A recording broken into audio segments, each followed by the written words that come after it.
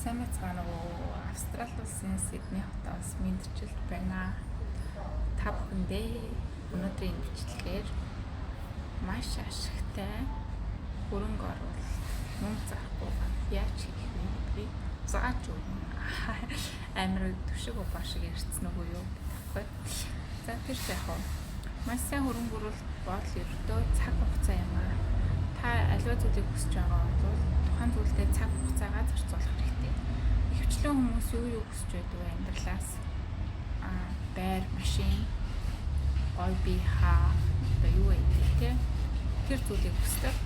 Тэр зүйлийг авахын тулд ямар байх хэрэгтэй вэ гэхээр хүн мэдээж мөнгө хэрэгтэй.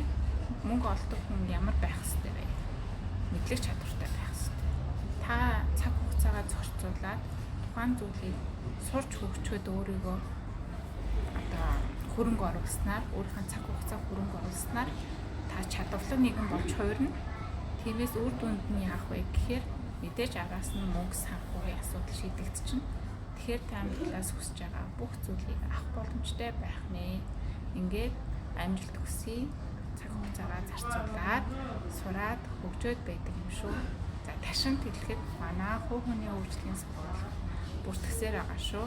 Амжилт бүртгүүлээрээ ердөө 10 хүний судалтайгаар өдөр тутамдаа хэрхэн хад жаргалтай, эрч хүчтэй, зорилготой, тэмдэглэлтэй амьдрах вэ гэдгийг зааж өгдөг. Энэ тархины фитнес дасгалжуулалтын сургалт байгаа.